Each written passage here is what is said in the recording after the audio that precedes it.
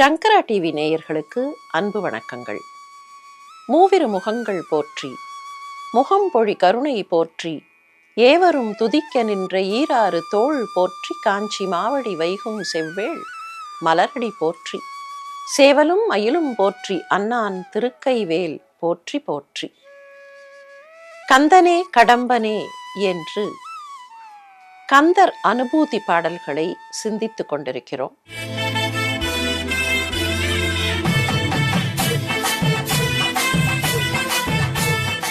இன்றைக்கு எந்த பாடலை பார்க்க இருக்கிறோம்?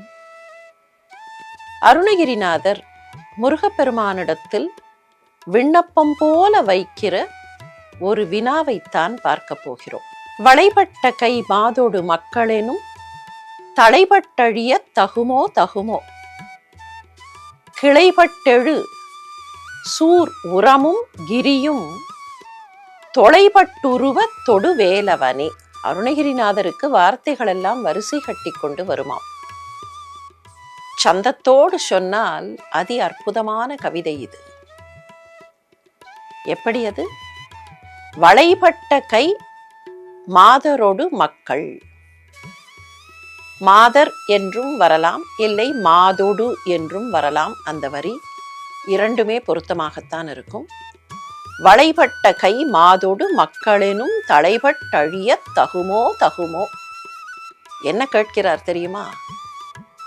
கைகளிலே வளையல்களை அணிந்து கொண்டிருக்கிற பெண், அதாவது ஒரு ஆண் என்றால் அந்த ஆணுக்கு மனைவியாக இருக்கிற பெண்ணை இது குறிக்கிறது. வளைபட்ட கை மாது, வளைபட்ட கை மாதோடு மக்கள். ஒரு மனைவியோடு வாழும்போது அந்த கணவனுக்கும் மனைவிக்கும் பிறக்கக்கூடிய குழந்தைகள். ஆக மனைவியும் மக்களுமாக இருக்கிற குடும்பம். இந்த குடும்பம் என்கிற தலையில் நான் பட்டு அழியலாமா? வளைபட்ட கை மாதோடு மக்களெனும் தளைபட்டழிய தகுமோ தகுமோ. தலை என்றால் விலங்கு. குடும்பம் எப்படி விலங்காகும் என்றால், அந்த குடும்பத்திற்காக என்றே காரியங்களை செய்ய போய் அந்த சுயநலத்திலேயே விழுந்து, என்னுடைய குடும்பம், என்னுடைய பிள்ளைகள், என்னுடைய பெண்டு, இவர்களுக்கு பணம் சேர்க்க வேண்டும், இவர்களுக்கு சொத்து சேர்க்க வேண்டும், இவர்கள் நன்றாக இருக்க வேண்டும் என்று அதற்குள்ளேயே உழன்று உழன்று உழன்று அந்த சின்ன சிறைச்சாலைக்குள்ளேயே நான் கட்டுப்பட்டு விடுதல் நியாயமா? வளைபட்ட கை மாதோடு மக்களெனும் தளைபட்டழிய. இப்போது எண்ணி பார்த்தால் அது புரியும். என்னை அப்படியே சிறைச்சாலைக்குள்ளே வைப்பது போலத்தானே இந்த லௌகீக வாழ்க்கை. லௌகீக வாழ்க்கையில் என்ன செய்கிறோம்? குடும்பம் என்று எண்ணுகிறோமே தவிர, அந்த குடும்பத்தின் பெயரை சொல்லி பணம், அந்த குடும்பத்தின் பெயரை சொல்லி அதிகாரம், அதற்கான பதவி, அதற்காக இருக்கக்கூடிய பலவிதமான செயல்பாடுகள். சொத்து சேர்க்கிறேன் எதற்காக என்றால் என்னுடைய பிள்ளைகளுக்காக என்று சொல்லுவார்கள். அந்த சொத்து சேர்ப்பதற்காக மற்ற எல்லாவற்றையும் விட்டுவிட்டு பணம் ஒன்றே குறியாக தங்களுடைய வேலைகளை, பணிகளை செய்வார்கள். சரி, சொத்து சேர்ந்து விட்டது, அதன் பின்னாவது அவையெல்லாம் விட்டு போகுமா? இல்லை. சேர்த்த இந்த சொத்தை பாதுகாக்க வேண்டுமே. இதை பத்திரமாக வைப்பதற்கு இன்னமும் கொஞ்சம் சேர்க்க வேண்டும். சரி, அடுத்தது என்ன? சேர்த்த சொத்தை அப்படியே விட்டுவிடலாமா? எனக்கு அந்த ஊரிலே ஒரு ஏக்கர் நிலம் இருக்கிறது. அந்த நிலத்தை அப்படியே விட்டுவிட்டால் அது கெட்டுத்தானே போகும், பயனில்லாமல் போகும். எனவே அதிலே நான் ஏதாவது பயிர் செய்கிறேன், இல்லை அங்கே ஏதாவது கட்டடம் கட்டுகிறேன். இப்ப என்ன ஆயிற்று? சொத்து சேர்க்கிறேன் என்று தொடங்கிய அந்த பணி சொத்துக்கு பின்னாலேயும் தொடர்கிறது. நேற்று வரைக்கும் பதவி இருந்தது, இன்றைக்கு பதவி இல்லாமல் வெளியில் போனால் யாருமே என்னை மதிக்கவில்லை. எனவே புதியதாக ஒரு பதவியை தேடுகிறேன், புதியதாக ஒரு அதிகாரத்தை தேடுகிறேன் என்று தொடர்கதையாகத்தானே இந்த லௌகீகம்.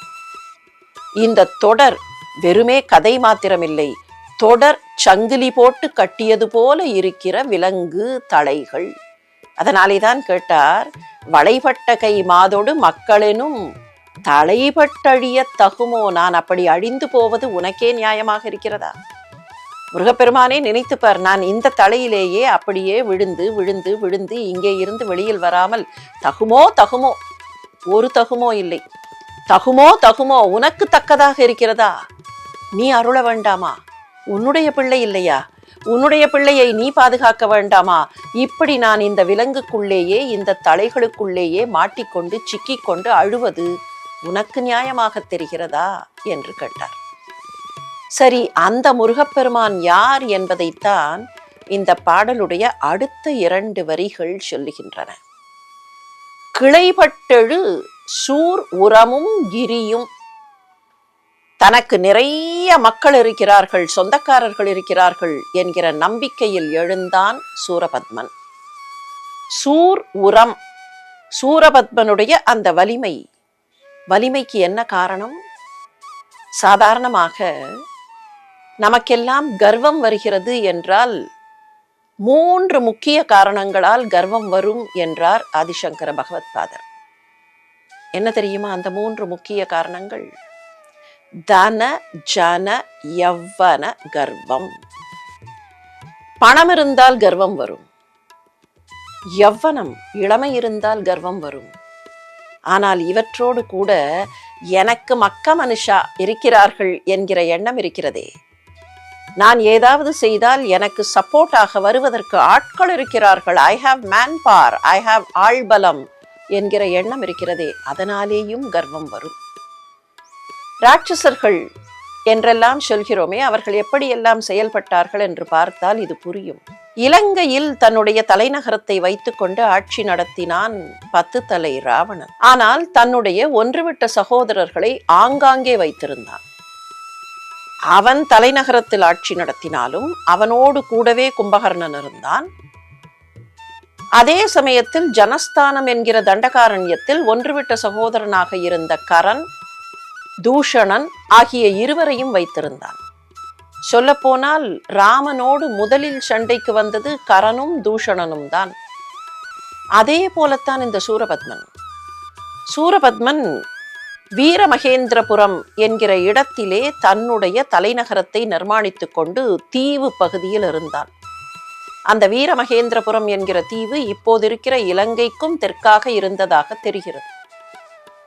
அவன் தனக்கு ஒரு தலைநகரத்தை நிர்மாணம் செய்து கொண்டு அதற்கு வடக்காக சிங்கமுகன் என்கிற தன்னுடைய தம்பிக்கு ஒரு தலைநகரத்தை கொடுத்திருந்தான். அந்த பகுதி முழுக்க சிங்கமுகனுடைய ஆட்சி. சிங்கமுகன் இருந்த இடத்திற்கும் வடக்காக இன்னொரு தம்பியான தாரகாசுரனுடைய ஆட்சி. தாரகாசுரன் இருந்த நகரத்திற்கு மாயாபுரி என்றே பெயர். இப்போது என்ன, யாராவது நேரடியாக சூரபத்மனை காண வர வேண்டும் என்றால் அவர்கள் நேரடியாக வர முடியாது. தாரகனை தாண்டி, தாரகனுக்கு அடுத்ததாக சிங்கமுகனை தாண்டி அதற்கு பின்னர் தான் இவனிடத்தில் வர முடியும். இதற்கு என்ன காரணம்? எனக்கு நிறைய பேர் இருக்கிறார்கள், என்னுடைய தம்பிமார்கள் இருக்கிறார்கள், என்னுடைய தொண்டர்கள் இருக்கிறார்கள், இவர்களெல்லாம் எனக்கு என்ன என்றால் ஓடி வந்து என்னை காப்பாற்றுவார்கள், என்னுடைய கிளைஞர்கள் என்னை காப்பாற்றுவார்கள் என்கிற செருக்கு இருந்ததே, அந்த செருக்கு தான் அரக்கத்தனத்தின் ஓர் அடையாளம். அரக்கத்தனத்திற்கு பல அடையாளங்கள் உண்டு, அதிலே இப்படிப்பட்ட செருக்கும் ஒன்று. இந்த அடையாளம் அல்லது இந்த செருக்கு கம்சனுக்கும் இருந்தது. கிருஷ்ணனை பற்றி சொல்லும் போது என்ன சொல்கிறோம்?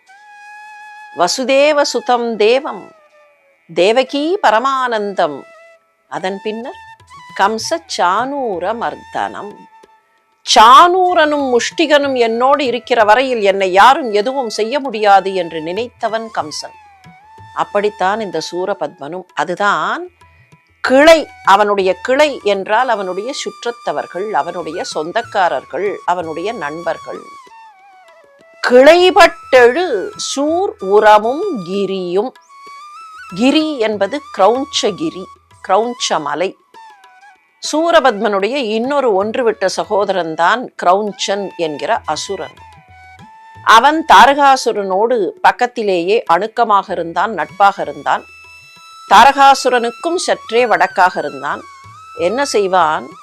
யாராவது நல்லவர்கள் அந்த பக்கமாக வந்தால், முனிவர்கள் வந்தால், தவம் செய்யக்கூடிய தவசிகள் வந்தால் உடனடியாக தன்னை மலையாக மாற்றிக்கொண்டு விடுவான்.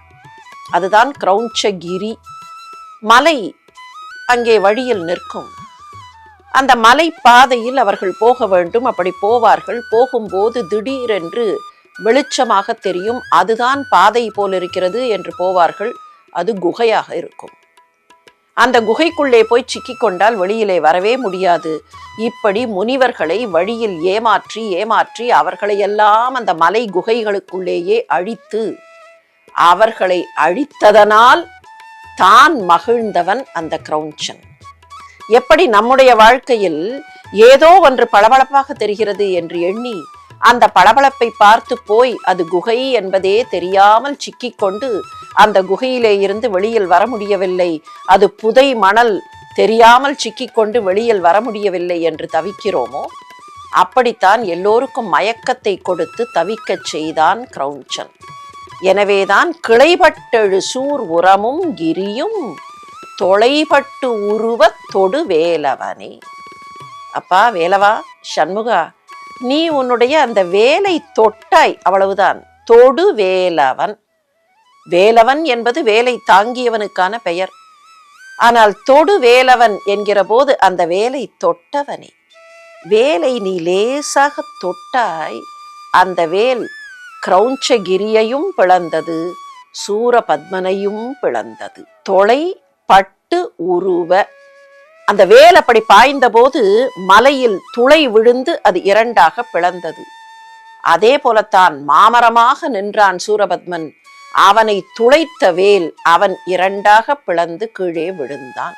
சூரபத்மனுக்கும் சரி கிரௌஞ்சத்திற்கும் சரி துளையை உண்டாக்கிய தொடு வேலவனே. துளை என்பதுதான் தொலை என்று எதுகைக்காக வருகிறது. நீ இப்படியெல்லாம் அந்த கிரௌஞ்சத்தை மாய்த்தாய், சூரனை மாய்த்தாய். ஆனால் என்னை மாத்திரம் இப்படி ஒரு விலங்கில் சிறைச்சாலையில் தள்ள பார்க்கிறாயே, என்னை நீ மேலே தூக்க வேண்டாமா? தகுமோ தகுமோ, உனக்கு இது தகுமோ தகுமோ என்று ஆதங்கத்தோடு ஒரு பிள்ளை தன்னுடைய தந்தையிடத்தில் கேட்பது போல கேட்கிறார் அருணகிரிநாதர். அருணகிரிநாதர் கேட்பதென்ன? நாமும் கூட அதையேதான் சண்முக கடவுளிடத்தில் கேட்கிறோம் என்பதைத்தான் கந்தர் அனுபூதியின் இந்த 4வது பாடல் தெரிவிக்கிறது.